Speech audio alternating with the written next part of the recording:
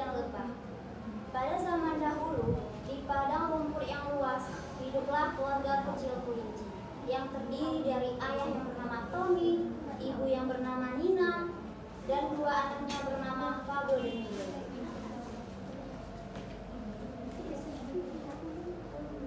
Mereka bersama-sama menanam bunga dan buah-buahan di padang itu, sehingga tumbuh dengan subur dan cantik. Ayo teman-teman, siapa tadi nama anaknya? Pablo, Milo, Rina.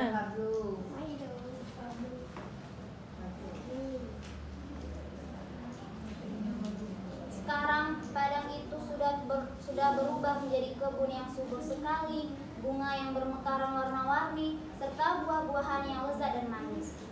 Pak Tommy dan istrinya sangat suka merawat tanaman itu juga dengan anak-anak mereka. Di pagi hari yang cerah, Pak Tommy sedang sibuk memupuk tanamannya di depan halaman rumah, sampai lupa untuk minum kopi yang sudah disiapkan oleh istrinya, yaitu Bu Nina. Siapa yang lupa minum kopi tadi teman-teman?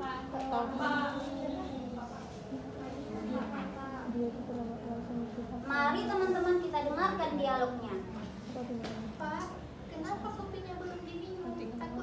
Takut keburu dingin. Ucap Bu Nina berjalan ke arah suaminya. Iya Bu, sebentar lagi Bapak minum kopinya. Alangkah baiknya menunggu Pablo dan Milo untuk bangun dulu, agar kita bisa bersama-sama untuk sarapan pagi di meja makan.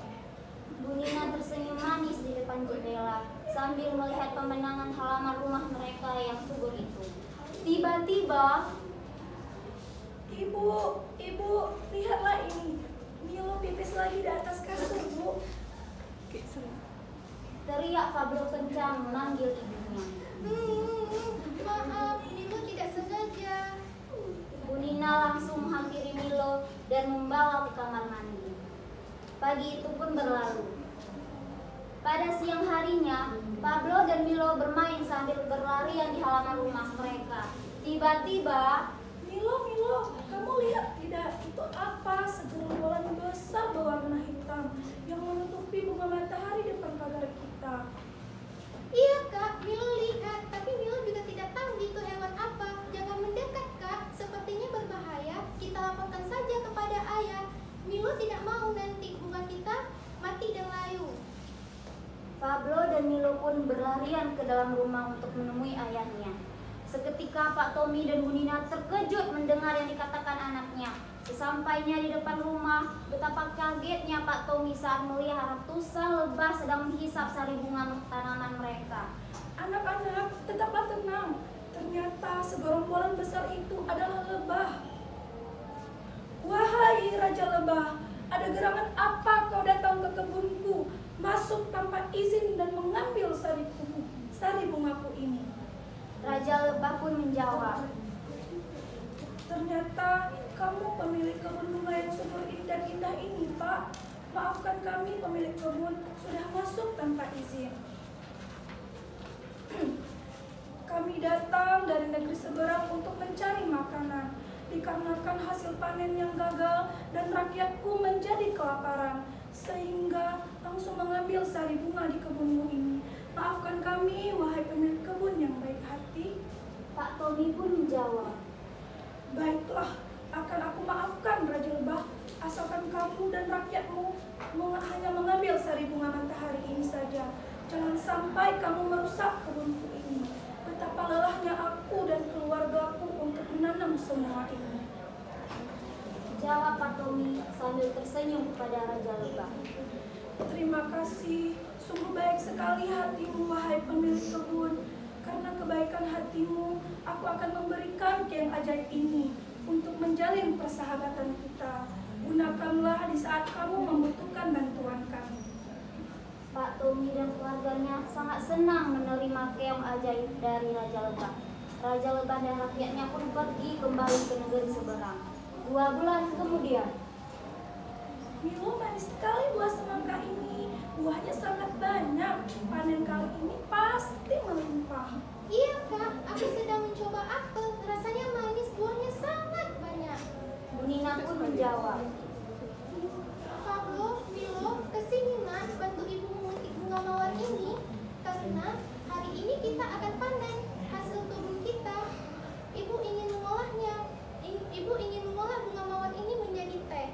Pablo dan Milo pun membantu ibu panen hasil kebun mereka sampai selesai. Kesuburan kebun mereka dan hasil panen yang melimpah ruah sudah terkenal di kalangan masyarakat sehingga terdengar ke telinga gajah raksasa. Gajah pun ingin datang dan mencuri semua yang ada di kebun itu. Keesokan harinya, Aku akan kumakan semua buah yang lezat di kebun ini. gajah jahat itu menginjak dan menghancurkan bunga-bunga yang sedang mekar dan menyantap buah-buahan dengan tamak dan rakus. Wah, manis sekali buah ini. Ingin kumakan sampai habis. Siapa yang menghancurkan kebun Pak Tommy, teman-teman? Gajah, Bu. Milo dan Pablo yang melihat gajah raksasa datang ke kebun mereka sangat ketakutan sehingga berlari dan melaporkan kepada ayah dan ibunya. Pak Tommy dan Bu Nina yang mendengar langsung melihat ke halaman rumah. Betapa sedihnya mereka melihat semua kebun mereka hancur. Gajah raksasa yang jahat itu juga merusak rumah mereka. Seketika Pak Tommy membawa istri dan anaknya untuk berlindung dari serangan gajah raksasa itu. Sementara ini mereka tinggal di bawah batu. Tiba-tiba Bu Nina berkata, Pak, bukannya Bapak pernah diberikan keong ajaib oleh lebah untuk meminta bantuan di saat kita butuh, Pak? Mungkin saja mereka bisa membantu kita. ujar Bu Nina pelan ke Pak Tommy. Langsung saja Pak Tommy meniup keong ajaib itu dan datanglah lebah dengan rakyatnya. Wahai pemilik kebun, ada gerangan apa kau memanggilku? Kebunku dihancurkan oleh gajah raksasa, Raja Lebah. Dia masuk dan merusak semuanya. Raja Lebah yang mendengar semua cerita Pak Tommy seketika memanggil rakyatnya untuk mengatur rencana cara mengusir gajah dari kebun Pak Tommy. Semua rencana sudah tersusun rapi. Sekarang waktunya Raja Lebah dan anak dan rakyatnya datang untuk mengusir gajah jahat itu.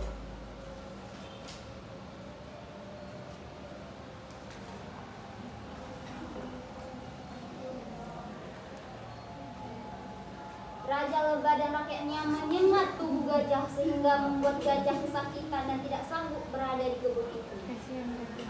Sakit sekali tubuhku. Apa yang sudah terjadi? Sakit sekali. Aku sudah tidak tahan. Gajah yang tamak dan rakus itu pergi sambil berlari kencang dan tidak tahan dan tidak pernah kembali lagi ke kebun Pak Tommy. Pak Tommy dan istrinya Bu Nina mengucap banyak-banyak berterima kasih kepada Raja Lebah yang sudah membantu mereka walaupun hati mereka sedih. Karena semuanya harus dimulai dari awal lagi, menanam tanaman seperti dulu yang cantik dan subur, tapi itu tidak mengecilkan semangat mereka. Mereka pun hidup bahagia di negeri itu berdampingan dengan lebah-lebah, kupu-kupu, dan semua hewan yang baik yang menyayangi tanaman. Terima kasih.